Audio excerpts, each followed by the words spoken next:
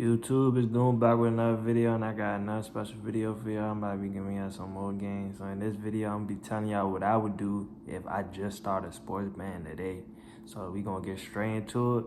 To start off, you gotta first have a second source of income. Whether it's a job, you try, whatever it is, you gotta have a second source of income. That's the most important thing if you first starting off.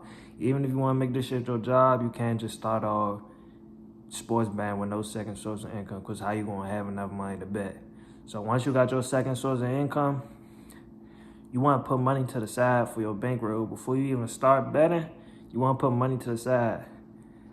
To start off, I say if you could put up 300 at the minimum, 300, you good with 300 at the minimum. If you have 300, that give you enough leeway to, depend on how you properly manage your bankroll, you got enough leeway to, make some shit shake.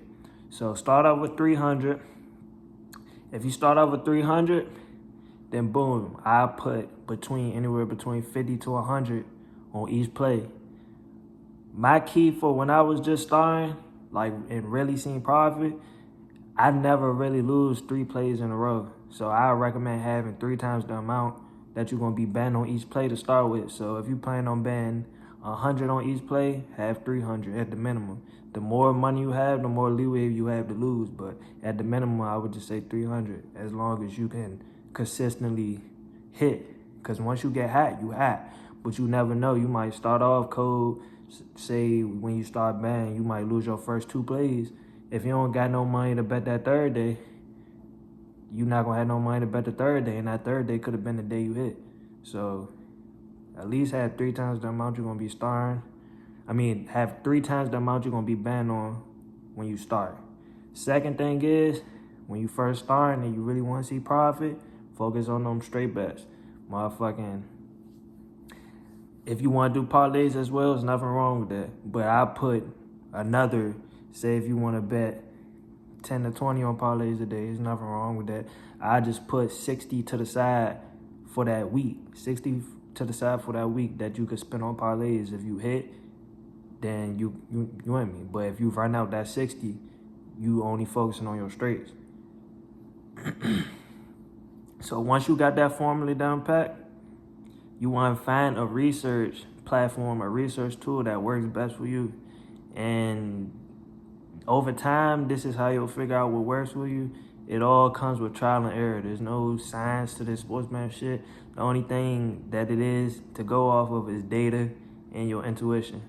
So once you find your research tool or tools, I use multiple. You want to find whatever works best for you, and you want to stick with that shit. And then over time, you're going to see what's working, and then that's how you build your system. Once you build your system, come up with certain requirements for each plays to follow, and just stick with that shit for each sport. And each sport, you will have different systems. But in reality, your system kind of stay the same, like far as certain requirements, but the way you look at data across different sports changes. That's really the only thing. So once you got all them 3 things, all you got to do is stay consistent with the amount you're betting. Just because you start winning, that don't mean bet more. And just because you start losing, in some circumstances, you might want to drop your unit sizes. You feel me? So you don't go broke. But that's why you want to have your bankroll, and you want to have a lump sum amount of money when you're starting, so you got more leeway to lose.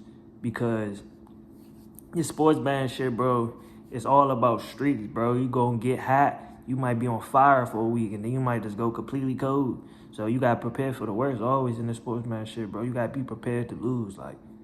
These books want us to lose, so you gotta be prepared to lose if you want to win, you feel me? So boom, say you start hitting.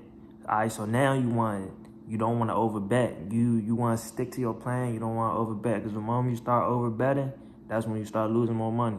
Or don't chase your losses. The moment you start losing, just because you lose, that don't mean bet again.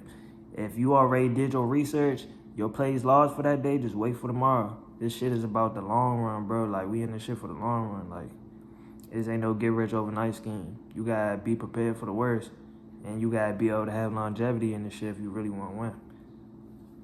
You feel me? So And once you win your plays, y'all gotta take y'all earnings. Even if you don't withdraw 100% of your earnings, at least withdraw 50% of it. So you feel me? You want to walk away with something at the end of the day. You don't want to walk away with nothing. So as long as you hitting, you feel me? You could do it every day. You could do it at the end of the week. It don't matter. But at least draw 50% or more of your earnings. You feel me? We want to walk away with some money. We don't want to walk away with nothing. Because the longer you keep your earnings in the band app, that's how they get your ass. You see you got extra money to play with if you're not disciplined and you're going to overbet. But if you withdraw your earnings, you're going to be satisfied, and then you're just going to take your earnings for that day. You feel me? So that's what I do if I started sports betting today. If y'all want a part 2, more in-depth, detailed version, get this video to, I don't know, just like, comment, subscribe. Show me some love, y'all. Shit. If you enjoyed this video, like, comment, subscribe, and I'm out.